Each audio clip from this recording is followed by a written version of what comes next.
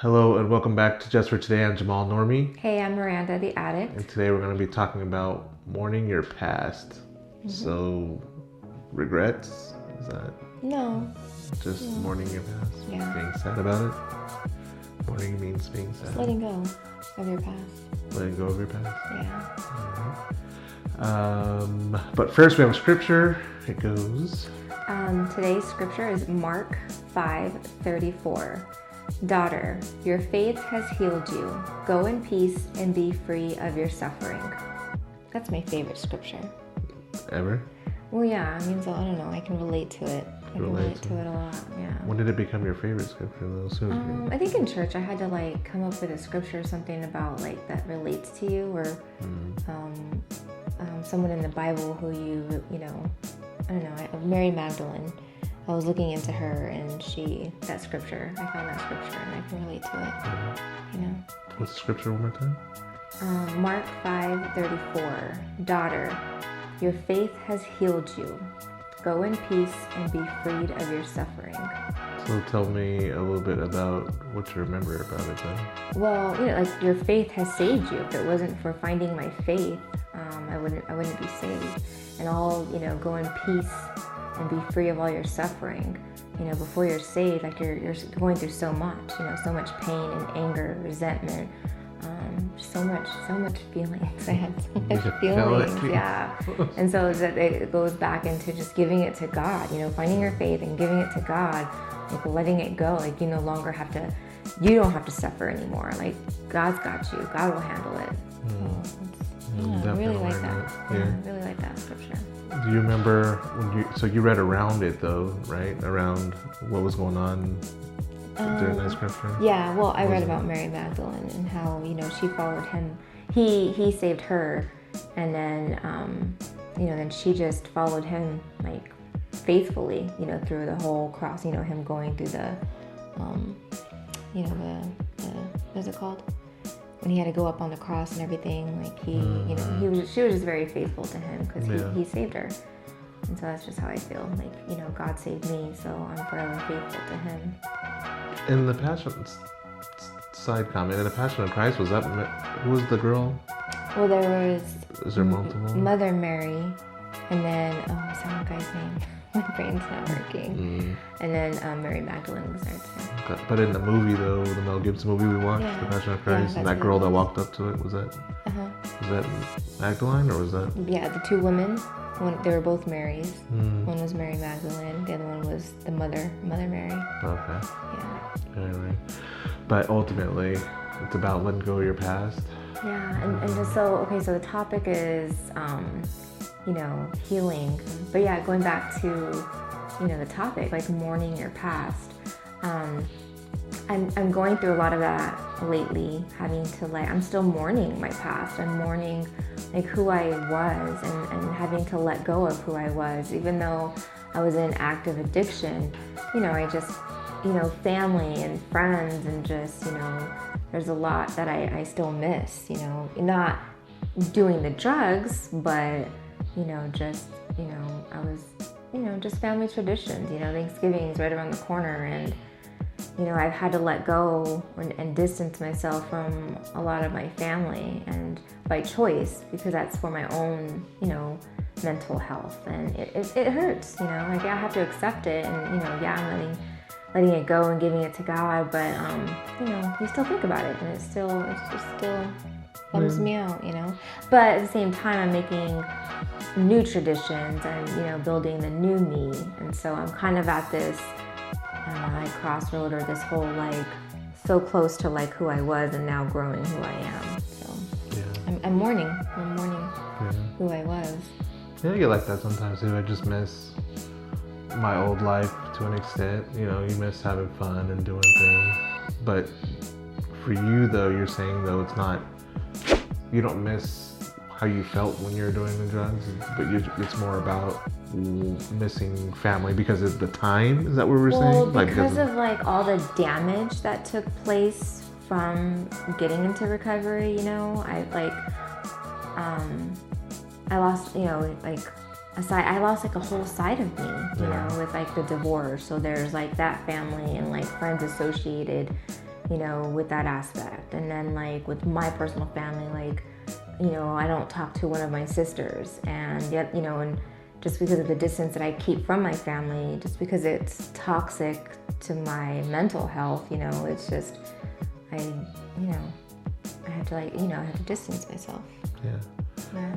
But when I'm listening to like the meetings and stuff like that, people are missing different things. Like, so are you saying, I'm saying like, just because it's about to be Thanksgiving, that's what you're missing because of the family, or you're missing how you were in general throughout the years in the past? No, like if I'm being honest, like ever since the time changed, I don't know if it's because it's darker now, and it does take me back to like the time that I was using and like what I would do during this time. But a lot of, active users, like when you have to deal with family, when you have to deal with like gatherings and the judgment from your families that they know that you're using or whatnot, you tend to use more during that time. In the holidays, whether you've lost someone, you go to the drug to suppress your feelings. And so I guess right now, like I don't have the drug to suppress my feelings. So I guess maybe that's why I'm thinking about it more, because I have to actively deal with my emotions and my thoughts. So I don't miss the active using of it, but I guess I'm just thinking about, how I didn't have a problem with my feelings because I was using, But I don't want to say I miss, but like when I was using, I was a type of user that was, still functioning or whatever. So I would use, and then I would enjoy cooking. I would use and I would enjoy doing things with the kids. I would use and I would like have fun like putting up the Christmas tree. I would, everything was related to like using, because that gave me the energy and just gave me an upper, So and now I'm like, that depression's creeping in, and I don't have something to just go to like wash that away and give me the energy and the happiness to, I no longer have that normal natural serotonin. So it's just, I don't know, it's just different. Yeah. Well, I mean, you have God. You have something to counter that. You still have family and everything. I'm just thinking about it in terms of, I don't think people miss it's not the drug that people miss or the using of it, it's what it did. That's all that everything comes down to, the covering of feelings, because most people that are using, well, there are some people that use things to have fun, but that's still a feeling. It all comes down to feelings. People are using to change how they're feeling about something, and that feeling that's being changed is what people miss more than and the whole actual chasing drug. It too, I don't know how you can miss that, but it's a whole process of chasing that high, Yeah. Interesting. Bring it down. So then, with this season, it does seem like a lot of people, like when people are supposed to be happy or they're sad. So my dad died, my mom died, and this is the holidays, and then I'm gonna use to not feel that is the same sort of holidays can be really, though it's happy for some people, it can be really depressing for others. Like I know every year my mom gets depressed because she lost her mom, and so every year she would always say she doesn't like Christmas because she no longer has her mom.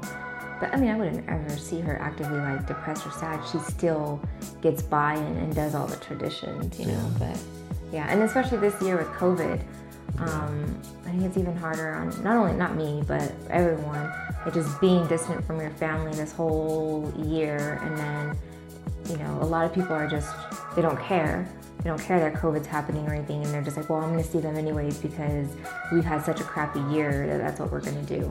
But me, on the other hand, I'm still like, I want to protect my family. I don't want to bring it to my mom or anybody else. And at the same time, I'm getting butthurt because I know they're still going to carry on the traditions. I know they're still going to get together, and they're still going to, but by my own choice, I'm not. And so it's just, it's just a bitter feeling. Yeah, but that's what things fall down to. Like the whole saying, if you love something, you have to let it go. That sort of thing. Like, whereas people think that they love something and then they can't let it go. So you're doing the better choice by choosing to not. Because realistically, right now, anyone that's going to be around anybody they care about, so whether it's friends or family, so you're going to risk their lives, Right. because people's need to want to make themselves happy. Yeah, like their Always. want and desire Yeah. overcomes the. Always trumps logic. Yeah, in the it doesn't end. make it easy though. My point is Yeah. like having to make that decision. It's hard. Yeah. You still go through the feelings because I'm still butthurt, you know. But knowing it's the better choice and it's the right thing to do, like in the long run, it'll all work out. But it's just doesn't mean that the feelings go away. So feelings are facts. They're not facts. My feelings are They're facts. not facts. Feelings are feelings. They're a part of you, but they're not facts. They're facts. Yeah. I would feel it the same way you feel, and everyone else. Yeah. We'll get into that another time. Yeah. But yeah, just mourning the past, just having to accept that things are no longer the way that they were. Even though I'm better now, healthier now, it's just, even though I'm like technically not even 2 years into my full sobriety, like I'm still mourning. I'm still, going through the losses that I've had to go through, Yeah. It's a process. It doesn't happen just overnight. You can just say, okay, I'm clean. Like just because you stop using, like there's more to your recovery. You have to work towards your recovery like every single day. It's not just about in the beginning and for a long period of time, all I focused on was just, okay, not using. I'm not using, I'm good. Then there's that whole healing part, you have to, retrain your mind and, the whole like having to deal with relationships and stuff like that. So it's just a whole process and I'm still working on it. Yeah. And that's scary. Like hearing how people, listen to meetings and stuff and whatnot, and how people are relapsing and stuff. It can happen just like that. You could be sober forever and then all of a sudden that feeling creeps back in.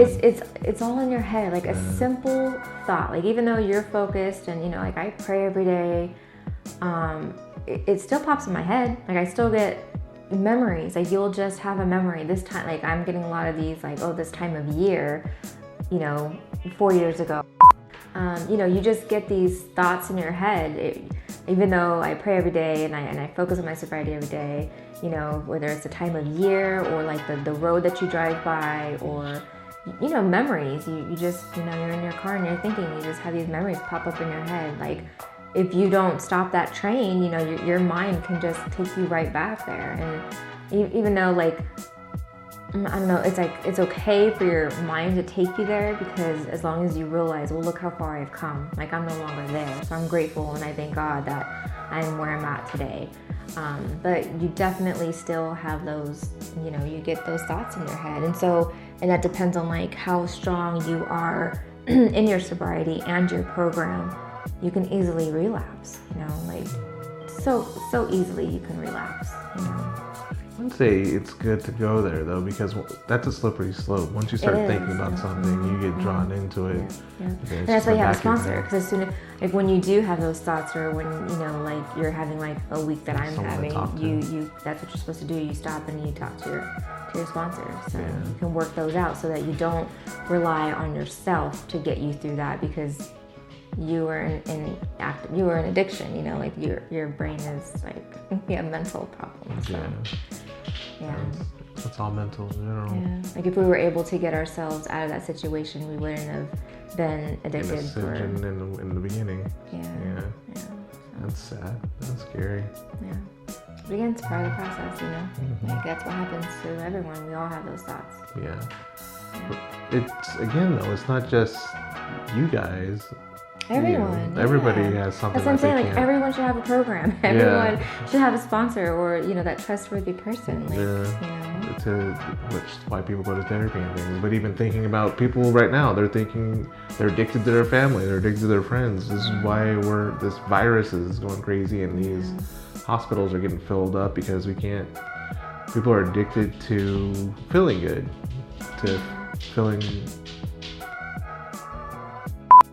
People are addicted to their families and their friends and to feeling better and to basically thinking that their thoughts and wants are all that matters. Yeah. So Self-centeredness. We are self-centered. Yeah. Which we shouldn't, you know. It's like all about God. Everything falls into God. Yeah. We're supposed to be helping each other, not. Yeah. You know, everyone that I see, oh, I am traveling. Oh, I'm going to isn't somebody going to Lori, out of Dubai. country? Dubai? Who does that? Gosh, this is ridiculous. Pray for her. Let's pray for her. She doesn't get stuck out there. And that too. Okay, same time, people are like, well, we can't stop living. Well, we're going to all stop living if we don't follow the rules. If we all people like. I seen this thing today about us being demanded to wear masks was the same thing as the Nazis, we're being brainwashed. It's just ignorance out there. But it's all mostly in America though, because we don't. I mean, it is every place, but because we're not trained, we're not taught how to think correctly as being little. Then we have all these freedom to kill everybody basically if make society worse, but. You don't get it until something happens. That's what the issue is. That's how Americans think, But anyway. But back to the scripture again. I like it. Basically, I can totally relate to it. Your faith has saved you. Go in peace and be free of your suffering. I love that. I really love that. That's what it's about. Yeah. God, because of feelings, people don't get that same thing because somebody said something, because somebody did something, because it says something that they want. It goes against what they want to do. Yeah. Each one of those things. That's all the time we have for today. Leave us a comment below. Let us know how you're feeling about these times. What are you healing from? What are you healing from? What are you mourning from? Yeah. Like, share, subscribe. Let's have a discussion, do all the things, and most importantly, remember to keep coming back. Stay clean. Bye. I can't stay. Well, is my makeup really not good though? Is it light? You're suffering. Go in peace and be freed of your suffering. Faith has healed you. Be free. Go in peace and be free of your suffering. I was overthinking it. Go in peace and be free of your suffering. Okay. You sure? Hello, welcome back And today we're going to talk about... what are we talking about? Healing or my brain's not working today. Baptism. I know. Wait, what is it again? Mourning your past. Mourning your past. So then, no, I lost that thought. Year, 4 years ago, 5 years ago. Did you turn your phone off, Jamal? Huh? Did you turn it on vibrate? Yeah, your phone wasn't on vibrate either. so easily. Feeling. Got anything else? No. That's it? Yeah.